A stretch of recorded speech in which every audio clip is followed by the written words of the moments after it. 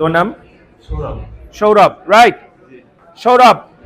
সৌরভের জন্য একটা ওয়ার্ড আছে, SCHEDULE। আমরা সবাই জানি ওয়ার্ডটা, সর্ব উচ্চারণ করো।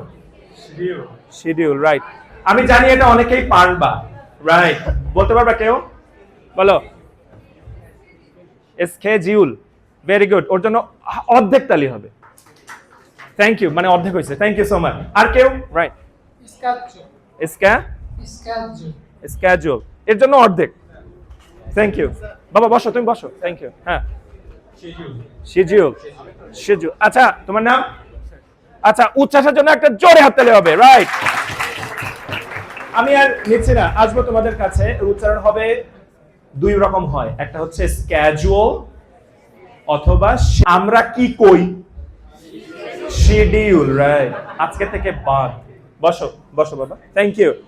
আচ্ছা, থ্যাংক ইউ সো মাচ। এবার ফাহিম কই?